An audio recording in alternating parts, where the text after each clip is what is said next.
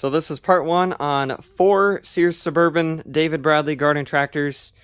In this video, I'm basically just going to go through each tractor, see what my plans are, say what the tractor is, and then we'll probably pick one and see if I can get the clutch and steering unseized, and then kind of go from there. So the first one here is a 1959 David Bradley Suburban. I don't think they really had any other name to it, just David Bradley Suburban. This is probably the most desirable, like everybody's favorite one out of the bunch. But I kind of like them all, actually, because they're all equally cool in my opinion. I have an 8 horsepower Briggs I'm going to put in this. It's not the original style of engine, but it's at least, you know, when it's painted the same gold color as the rest of it, it should look pretty close. Where unless you really look at it, it should look fine, like original. And then this next one here is a 64 Suburban 600. This is probably the rarest one here, because this is, from what I figured out, this is the cheaper version of the 725 that has this hood, because it kind of has the same look to the front grille, just a little bit cheaper made, because instead of the whole front being cast iron, the whole top is just a stamped steel hood, and this hood is actually really thin. So it's like they used a lighter gauge metal on the hood. But yeah, it's not even folded over, it's just a sharp edge. So I think I decided that this is like the cheaper model to the 725 like that. But my plan is with this one is just like the 59, is full restoration. I don't really know what I'm going to do for an engine yet. I'm hoping I can find between now and the time I'm ready for an engine, an original style Briggs flathead between 6 and 8 horsepower. And then the very next one here is a 1965 Suburban 10. It's either Suburban 10 or 12, because I don't have the original hood from it, so I don't really know. The hood that's on it is, of course, for a Suburban 725. That's going to go on this chassis. And then, of course, this tractor here will get fully restored with the proper hood. And then find the same engine that I'm going to put in those two. But yeah, that's it for that one. And then this one here is another 1959. So identical tractor to that one, except somehow in even a worse condition. Like you wouldn't think it could get worse, but it did. This is all I have for it. I don't have anything else. I guess I do have the seat spring, but that's it. I don't have a front axle. I don't have a steering column. I don't have any of the clutch parts. I don't have the pulley that goes on the differential. None of that. Well, I guess I have a hood, so I'm going to put that 725 hood on here, paint it like a 725, and then I hate to say it, but this one's not going to have original style engine or anything, just because it is so far gone, and none of those parts are around. Like, there's nowhere to get them.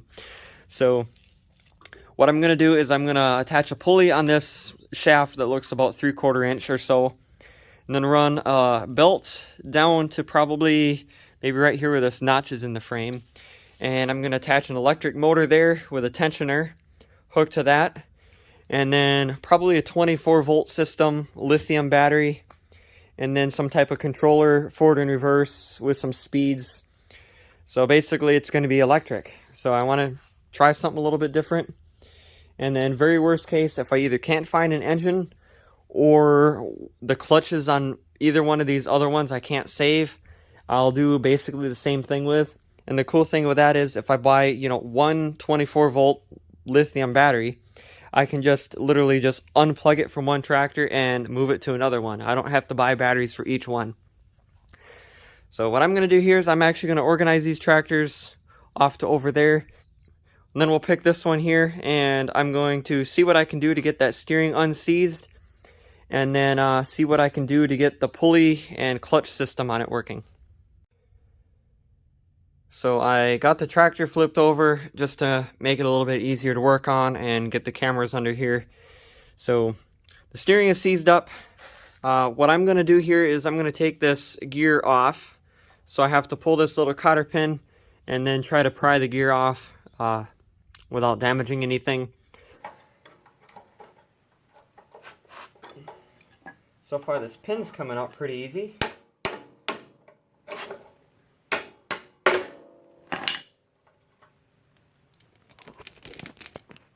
So I got the pin out so it doesn't, well, it moves, so it's got a chance of coming off. Now, of course, there's some rust built up here, so that kind of is going to make it a little bit more difficult. So I turn the light on so you can see it a little bit better. But yeah, there's some rust built up right here. So I'm hoping I can just carefully pry it off. Otherwise, I'm going to have to get some sandpaper and sand that down. I'm going to try to hammer this behind the gear.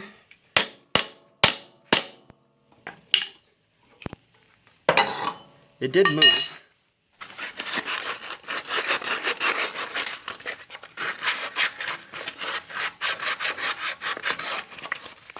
I'm gonna spray this here just to help it come off a little bit better.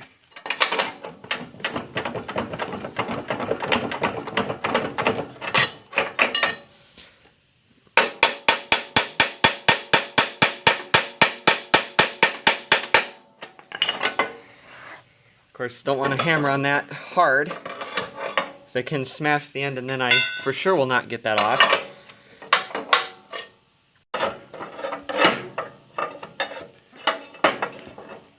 Just think, I got to do this 2 more times.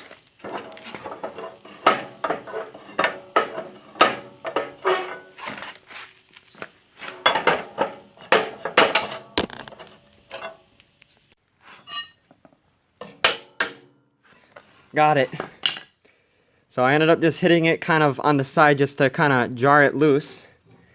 So that gear is now off, so I can clean that up really nice, lube that back up really good when I put it back together.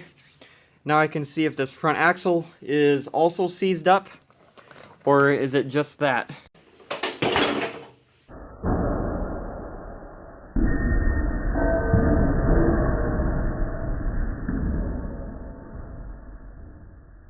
So I got it flipped back upright. I don't even know if the front axle turns. Oh, it does.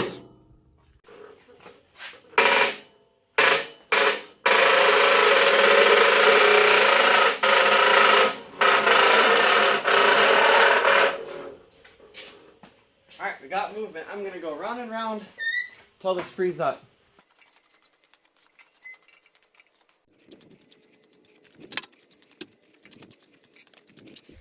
Oh, starting to get dizzy. I went around probably 10 times. So hopefully it's... Oh, it's better. It at least turns now. Okay. So I just came up with something absolutely brilliant.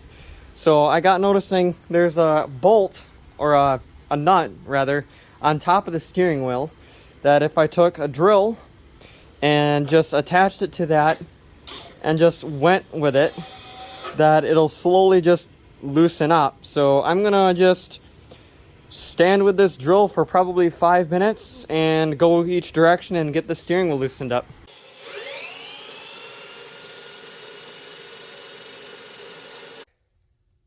So of course I got the seized up steering issue figured out, so I can actually put that gear back on and have a steering David Bradley.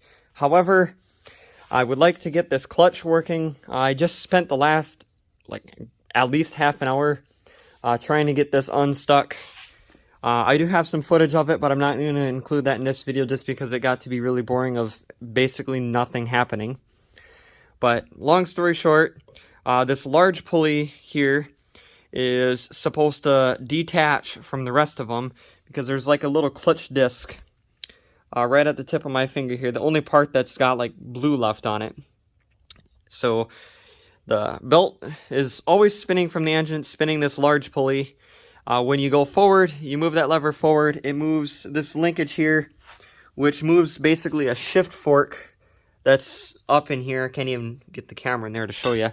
Moves that shift fork and we'll push this pulley up, and then this small pulley here is directly attached to the differential, and therefore it drives it forward. Now for reverse, you pull that lever back and it will detach this pulley from the smaller one, meaning this large one will be spinning on the input shaft and nothing happens. Then what happens for reverse is it pulls this cable, which is attached right here, loops around this little pulley here, and pulls down on this little bracket here. So the belt is, of course, on this main pulley, spinning it without the small one turning. And this kind of like it's like a big wheel, just pushes on the back of the belt when the cable pulls it. And then at the same time, it also tensions this smaller belt, and there's your reverse. It's the weirdest setup I think I've ever seen. I'm not sure why they didn't just have a shifter like, you know, forward, neutral, reverse, like literally everything else has. But that's just kind of thing that's goofy with these. And then, of course, the forward speed is taking care of this vary drive, which depends on how you move this lever here, and it changes the pulley size. That is going to be it for this video. The next one, I'm going to get all of these tore apart, and then we'll kind of go from there and see what happens.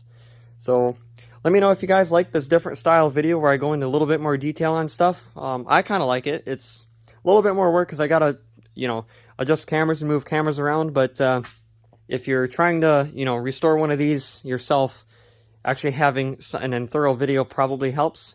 But yeah, that is it for this, and thanks for watching.